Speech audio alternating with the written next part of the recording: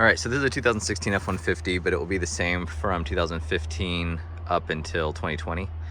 And pretty much, if you want to add a center console and upgrade your seats, I'm going to just do console right now. But as part of it, getting ready to do the seat swap, which I'll have a different video on, I'm going to pull the seats too. You can do this swap without removing the seats. You could just need to get to the bolts, which are... There's one right here in the jump seat. There's another one a little forward right there, and I think that's it. So you need to remove those two bolts. You can definitely do it. It might be kind of hard to snake the new console in here, but if you want to go the extra mile, it may be a lot easier just to remove the seats. But that's what I'm going to do. Just know you probably don't have to. So disregard my electrical mess over there. I'm kind of playing around with the BCM with some interior lighting mods. So yeah, I'm gonna go ahead and remove the seats. I'm not gonna show that because it's super easy, but it's as simple as sliding the seat either all the way forward, all the way backwards to get to the different covers, and then pop these off, and there's 13mm screws, and there's 4. So 1, 2, slide it forward. I've already released that one. 3, and then the 4th one is right under there. And then you can just get a pick tool, something like this, to pop the caps off and then buzz them off. And then unplug them, and then we'll get to that point. All right, so we've already removed all of our bolts. This is on our passenger side. We've already taken out our driver's side. And then just to unplug these things, you can just fold them back, which reveals the plug underneath here, which I just popped off. I broke the thing on accident, oh well. And so to unplug these, all you do is push down on this tab, and then it's got a throw lever like that folds back, and this unplugs, and then this part is clipped in. So let me just grab my trim tool real quick. So we're just gonna put our, and now we've got that removed. That can stay. Now, one thing to note when you're doing this, anytime you unplug a seat harness or anything in the airbag system, don't cycle on the ignition. Don't even turn it on to the on position. It'll throw an airbag light, and you may need to use a scanner to clear it. So, just as a general rule, if you're gonna unplug these, don't turn the ignition on. All right, so right here we have 3 more 13mm on the passenger side. We'll go ahead and unzip those.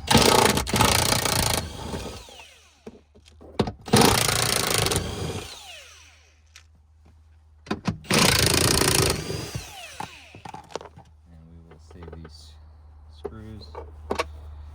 Well, mine are falling in a little bit, but we'll get them when it pops out. There's also a plug right here. We'll go over this slightly later.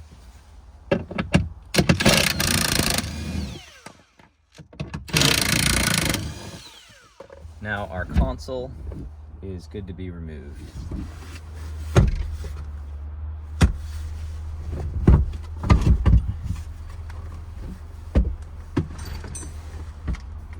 Okay, now we've got all this out. We're gonna need to remove our radio and these dash panels.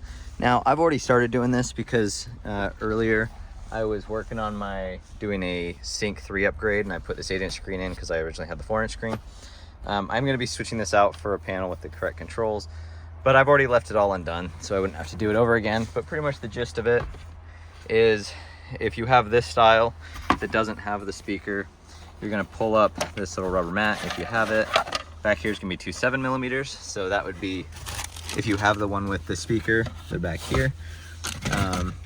And then when you pop this off, it's just held in with clips. You get a trim tool under here, kind of like this, and you get a trim tool under, and you pop it up.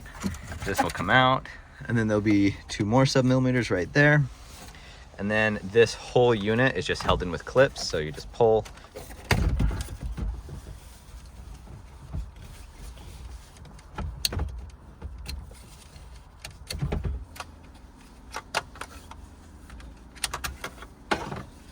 All right, we've got that out of the way.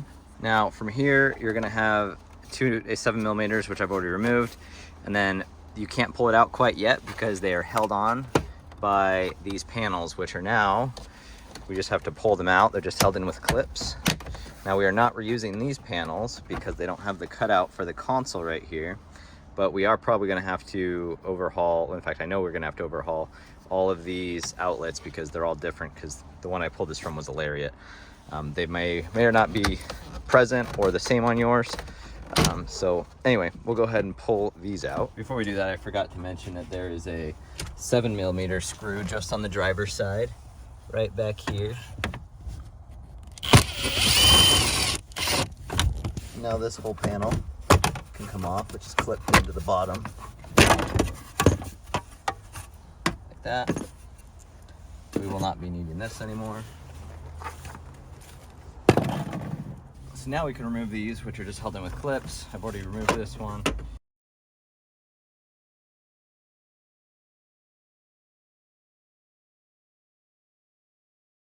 Perfect. So you just push in on these little tabs. If they're hard coming out, try pushing in, then pushing the tabs, then pulling out. Sometimes helps when you take the tension off of them. So if you've taken these 7mm screws out, I believe this thing should just pop down. Actually, stand corrected. It looks like there's some 10mm right here and right there. So we'll buzz those off. We can save these screws if you don't have your screws from your console, because I think these are the same screws that will fasten the console in. Now this panel drops down. We can unplug our old sync module. Now, once again, this is a sync 3 module I already swapped in. You may or may not have this already. I'm just gonna set it up here out of the way. And then same thing with this. On the cigarette lighter, find the tab, push it in, pull out, pretty easy.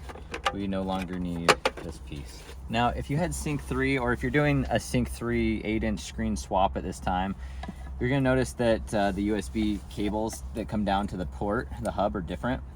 That's because this one is gonna plug into the console. So it's where it would normally be one like this. This one is the female inside of the USB, and this will plug into the extender that's built into the console. I'll go over that in the wiring section. But if you're doing sync 3, this is the old sync 1 cable. I already removed this. It went with the old hub, and the sync 3 is a different cable. So instead of having this USB port, it's this USB mini on both sides. So just know that if you're switching to different sync system, you're gonna have a difference there.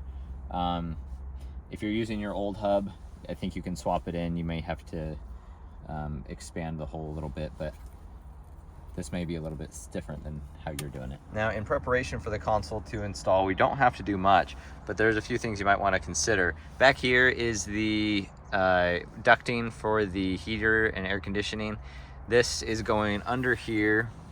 You can kind of see it goes up under here and then pops out right here. And this is the heat for the rear seats if you don't have a center console. Now the center console does have integrated ducting that would flow from here instead of down through there and come out the vents. But I'm not gonna hook those up because it doesn't just perfectly join up. You'd have to modify this.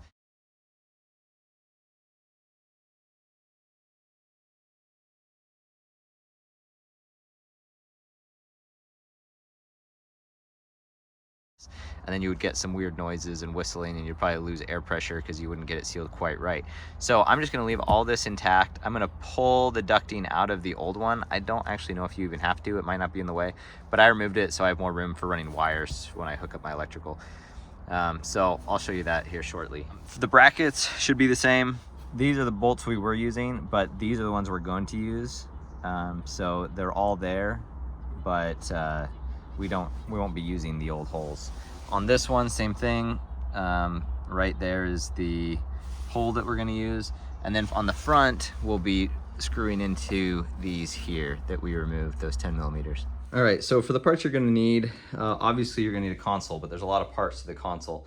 I have mine kind of slightly torn apart because I was working on cleaning it. I haven't cleaned this top panel yet, so it's still got some old coffee stains or something on it. But pretty much, so you're gonna want this top trim piece for sure.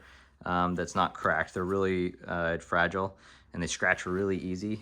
In fact, mine has a scratch right there. That's a bummer, but oh well. So anyway, we're gonna have this piece. Then there's two styles, and this is probably the most common one. Because if you had a console factory, your shifter probably would have been here. Most of the time it was. And so you're gonna have these panels. I'm gonna install it with this one so that you can see what to do about those if you want to get rid of those, and install a aftermarket pocket right here. However, if you can source one, they are kind of expensive. There's one that doesn't have the shifter. It has this big old pocket instead, which is just kind of this big old ugly pocket, but it's better than having this shifter. But these are expensive and they're not particularly easy to find.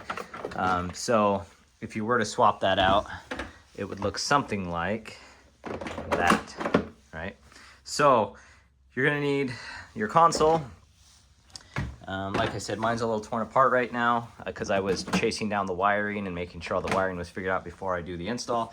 I also have the side trim panels for it. They're already down in the truck. And then up here, you're gonna wanna check to see if your sync port is compatible. This is one that came with sync 3 with the smaller port, but if you have the sync 1, it might be bigger, so you might have to cut this out a little bit or remount it elsewhere. So I'm gonna go ahead and close that.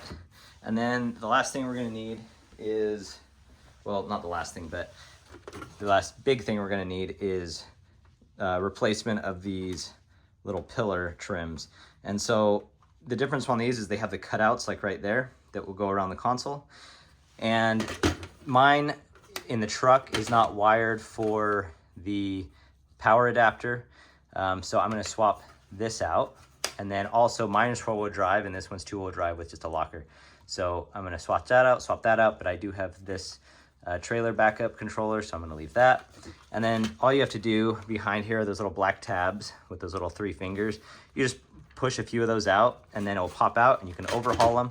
So I'm gonna do that, and then we're gonna move this console down into the vehicle. Now, actually the last part that we're gonna need is this, and this clips in underneath the heater controls, and it's the part that will sit on top of here. So make sure that you source one of these. There is the part number, and I will post it up in the description as well. If you're looking to source your console online, look up Coast to Coast Consoles on eBay. I'll put the link down in the description to their shop. They're a super experienced seller on eBay, and they have an absolutely massive inventory of center consoles. And the nice thing about them is because they have such a big inventory, you're going to be able to get the right color and trim to match your truck. And they're also going to include all these little pieces like the part that goes under the radio and the ductwork adapter and the pillar trims. So I don't think you could go with a better option, and all of their stuff ships with free shipping. So I would go give them a look if you have not sourced out your console locally. Now this is looking at the underside of the console. Now I did have my HVAC ducting going through here, but I went ahead and removed this because I did not have the adapter to switch over to make it work. So I'm gonna leave this off. It doesn't bother me too much. I'm not gonna really have many people in my back seats. And then you'll notice you've got a plug down here, and this is the one that we unplugged from the jump seat in the middle. And this one has a lot more wires, and we'll kind of go over that here in a bit. And then there's this other plug here going in the front. And now this won't have anything to plug into unless you have a higher trim package than the XL or XLT. And so this essentially will do nothing. So what I'm gonna do, I wanna utilize these wires, but I'm gonna have to manually wire them up. So when we install this, I'm going to actually tuck this wire up through this hole, and that way I'll have access to it and I can wire things manually after I've installed it all. So yeah, this right here is our little extension wire. This goes up to our USB hub, and then this will plug into where it goes into the dash that actually goes to our head unit. So this is important to make sure you have in here, and if you don't have one, you need to source one. And so now that we've gone over that, well, first off, I guess, before you install this, it's really smart to trace all these wires and figure out where they all go and which things you can hook up. Now, I will post a picture of all of the wires, at least with the color coding for this 2018 console.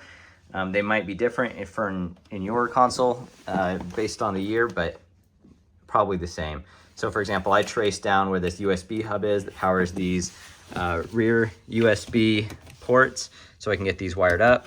Same with, well, this outlet I'm leaving unhooked up right now. I'll work on that some other day, but I am gonna wire up this cigarette lighter and all that as well. So it's a good time to chase these down, figure out which wires they come to. You can use a multimeter to make sure, test for continuity, and then make a note of all those. I still have this pigtail from the vehicle I took this from, which you probably will not have. But if you do have it, that's even better because you can use this to make your own harness to wire up these things. All right, so now that we've got all that figured out, we can go take our console down and actually line it up and install it. But before we do that, we are gonna have to hook up our little pillars, which we'll do first. All right, so we'll go ahead and clip these puppies in. So we've got our plugs. Put those in. So it looks like this tab right here was missing a clip, so I went ahead and robbed it from the donor, and now it's good to go.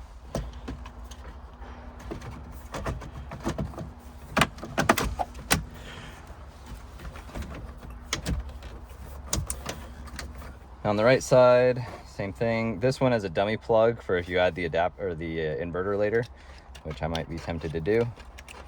So that one just kind of goes in a placeholder there, and plug in our cigarette lighter.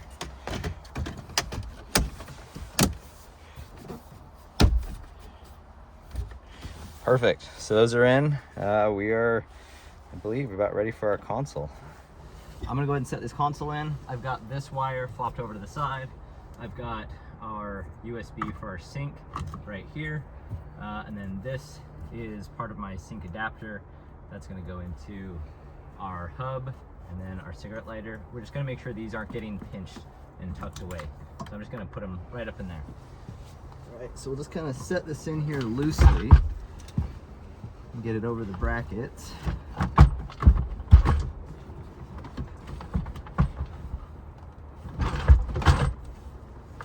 Something like that, but it's still scooted back a little bit. So at this point, we're going to make sure our wires are where we want them. So I'm going to open up this right here. Well, first, actually, we need to fish out our sync cable, and I think we have a cigarette lighter cable, which currently does not have a home. So this cigarette lighter, we can use that for power. We'll just pull it down through here where we can reach it. And then here's our sync extension, which we are going to plug in right now, like that. Okay, so back here, so we've plugged in our sync cord. We have, this is plugs into the USB outlet, the sync hub. So this has to go down and through here, like that. So these two are all we need to plug in our sync hub. And this plugs in right there. And that plugs in like that. And we'll turn it the right way.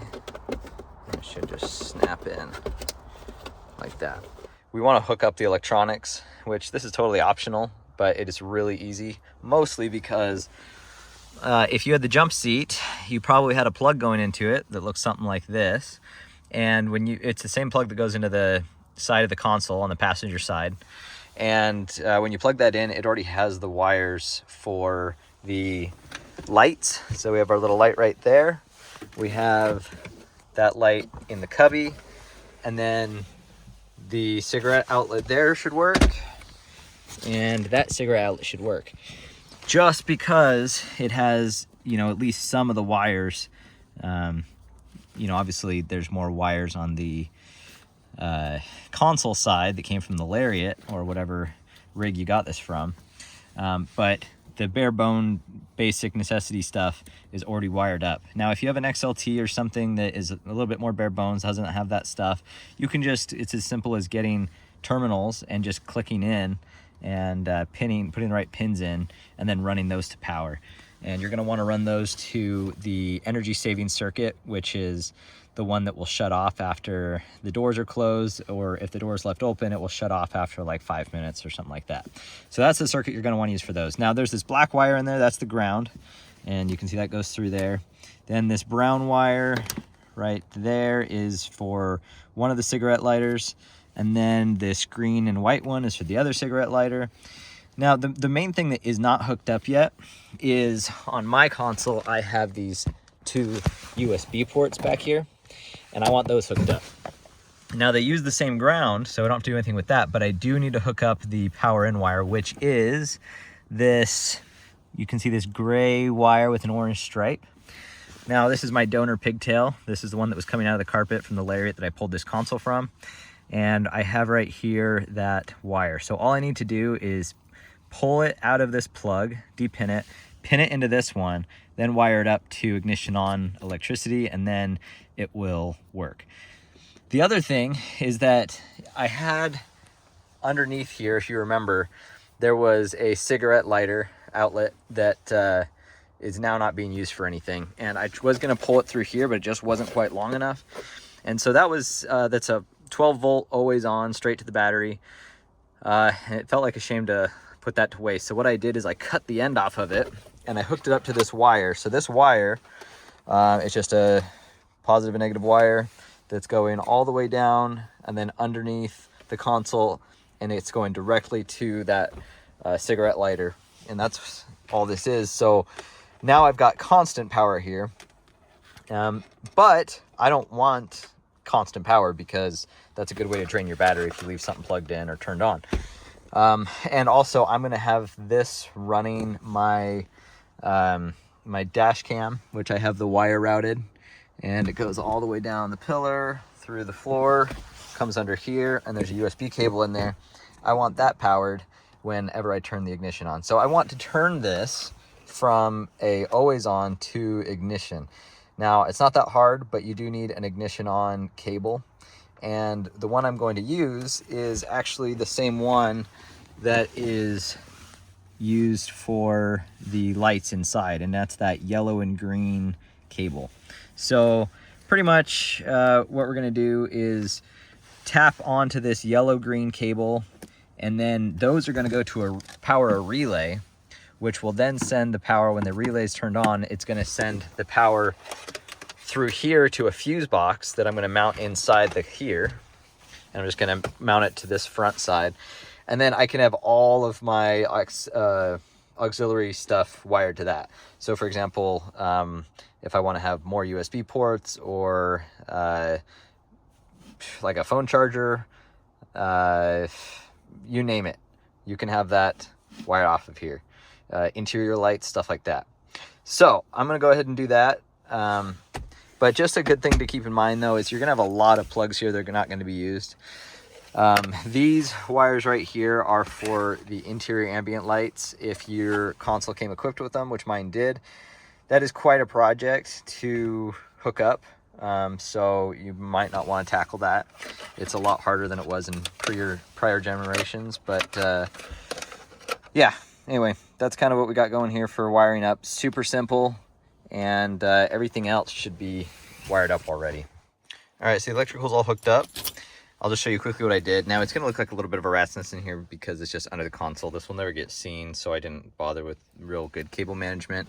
But pretty much what we've got here is right here, this plug is the one that's coming from the floor, that's coming out from the side, the passenger side, right side of the console. And that's going in, that's the factory plug, the one that went to the jump seat. And then this right here is where we have tapped off of our ignition wire right here, this blue or this yellow and green striped wire. And then this wire right here, so this isn't supposed to hold a lot of current, a lot of amperage. It's just meant for like some small lights and stuff. But because it's an ignition wire, I needed to use it to switch on the console power. And then the actual power wire is the one that's going from here back to where that cigarette lighter was, that it was coming under here. So I got the end of that cigarette lighter, cut the ends off, because those are always on, always hot, even if the car's off and ignition's off. And then I spliced in this red and black wire, so it's coming from up there. Then it's going back to here.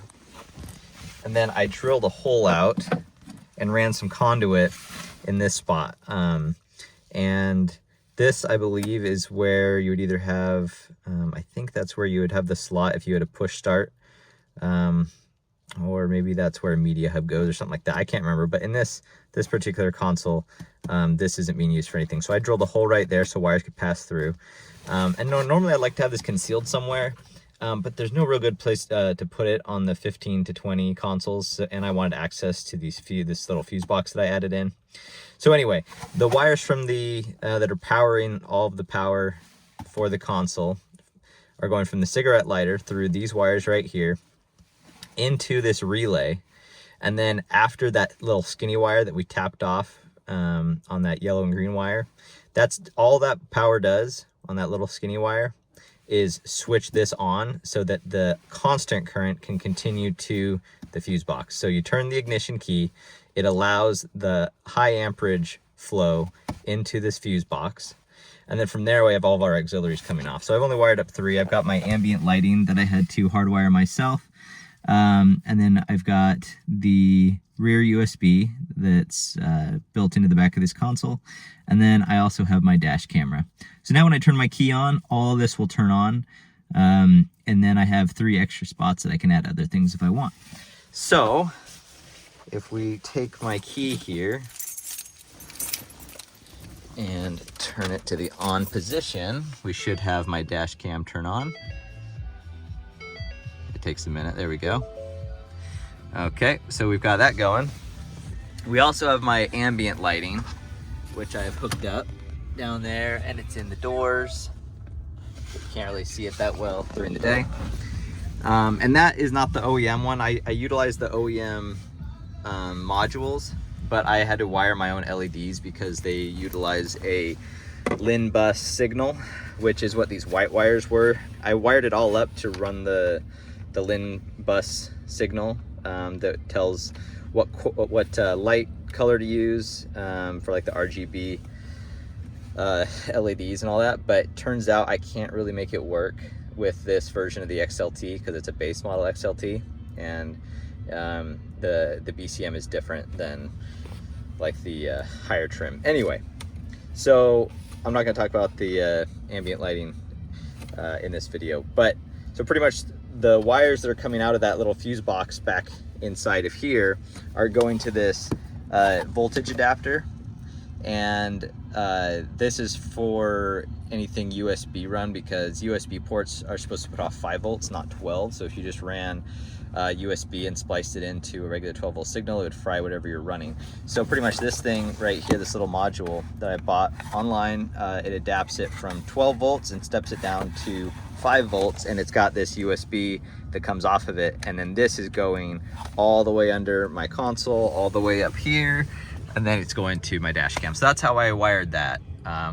There's obviously much simpler ways to do that, but this is the way I opted to do it so that all of the wires would be hidden. And I was kind of going under the carpets for my seats anyway, which will be a different video, so I just ran them at the same time. All right, so that's all the electronics. Hopefully this was somewhat understandable. I probably wouldn't attempt this unless you have like at least a basic understanding of 12 volt systems.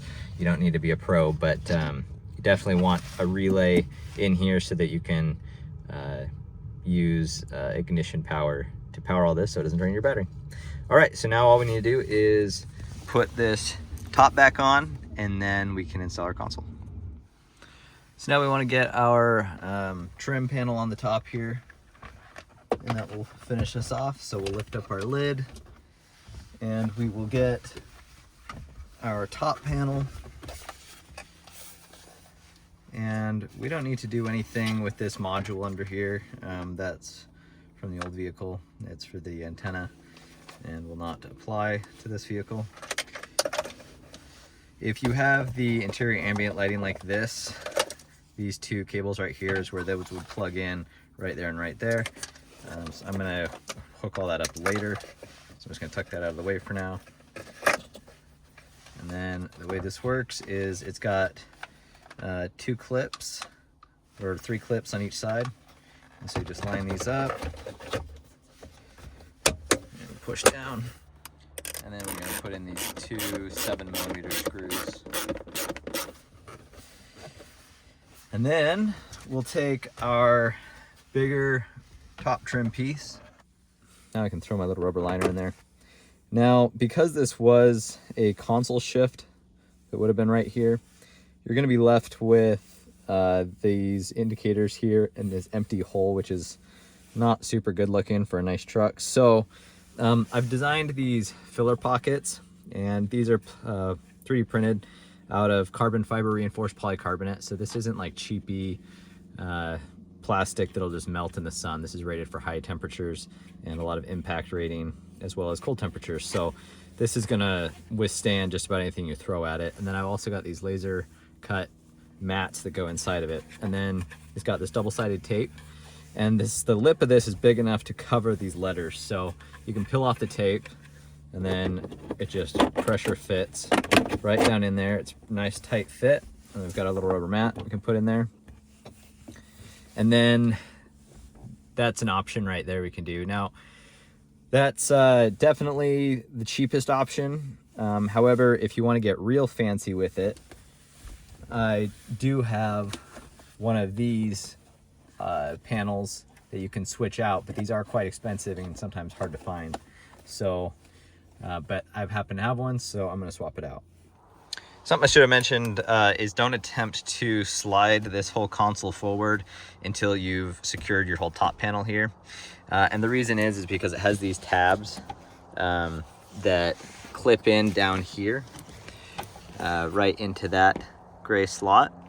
And then you can see this line where it has this protective film on it to prevent from rubbing and scratching. That has to slide underneath here. And so it's gonna be really hard to remove and install this after the console's been clipped forward all the way. Okay, so my console's lined all the way up, and I've made sure I've got clips on both sides. So all I gotta do is push this forward. And so let's go ahead and do that.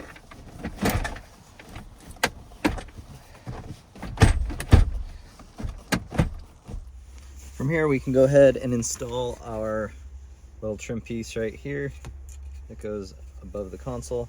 So it's these 2 7mm, just like that.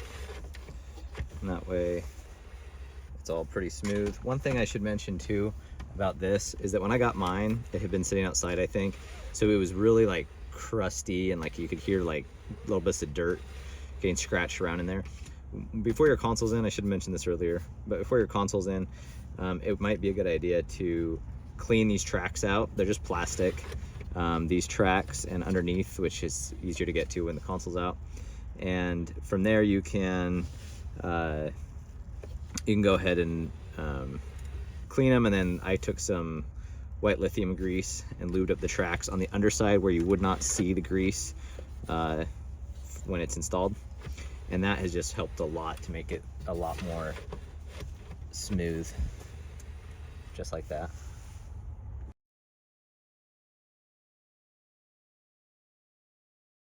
All right, now I have these 10mm bolts that I got when I pulled the console. If you don't have them, I'm not exactly sure what thread pitch these are, but they shouldn't be too hard to go run down to the hardware store and get them.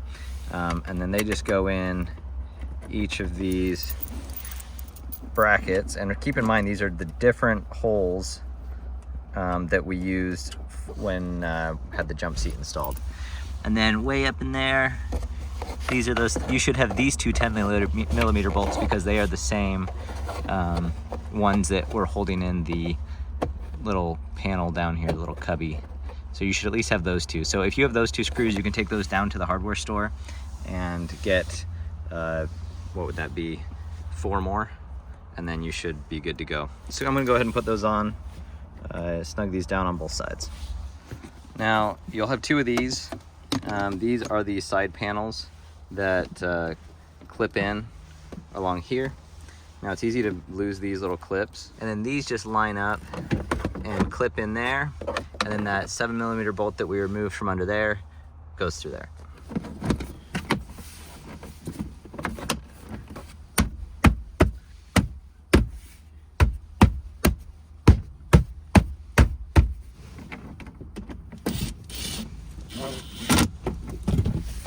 Now this side doesn't have a screw up here, so all we gotta do is put our clips in.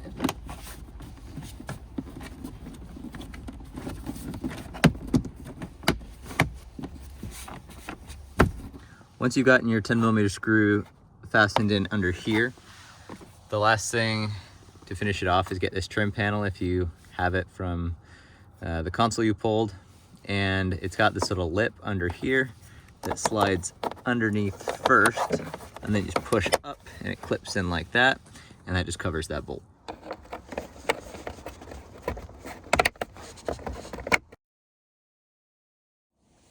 All right, so it's kind of a finishing touch.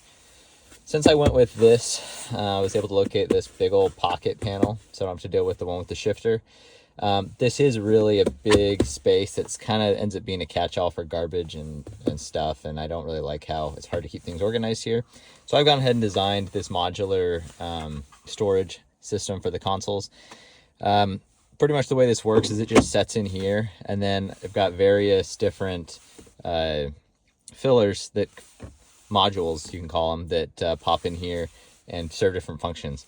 To install this, I've put 3M double-sided VHB tape on the undersides, and now if you go this route, you don't need to use this tape if you don't want. I've just put it to kind of help keep things from vibrating, moving around, and it's, you know, not fully permanent by using this. It'll still come out if you pull on it. And so I'm just going to put this in here and line it up, make sure all the gaps are right, and push down. So now that that's down, we'll keep it somewhat steady. They've got various different pockets or cup holders, stuff like that, that I've designed for these. And so that one's going to go like that. And then they are space specific. They're all different dimensions. And that pops in just like that. And now I've got several different storage cubbies, as well as a phone mount. And now this phone mount is just based on it's a pretty standard size ball and socket type pivot that comes with it. And so you can swap this out. I send it out with this kind of generic adjustable smartphone mount, but you could switch it out for like one that does QI charging or anything like that. Anything that takes a ball socket, kind of a standard size. So then I'm gonna have my phone mount right there, and that way I can have my phone right there and keep all my pens and stuff like that in each of these pockets. And then I also can just pull this pocket out and get to all my storage that's deep underneath this pocket. So kind of a hideaway if you need something like that. If you need one of these, I've got them for sale on my website. I'll post up the link in the description, and I can custom make them to fit your needs. But I've got a whole lot of different options for these inserts, including rocker switches, or if you want to, if you're planning on getting cat skins, the seat covers, sometimes they come with aftermarket, you can get them with aftermarket seat warmers and coolers, and I've made them of this specific size for those unique switches that they have if you wanted to install control switches for your heated and cooled seats. So anyway, hope this video has been helpful for you, to help make everything a little smoother and more comprehensive when installing your console.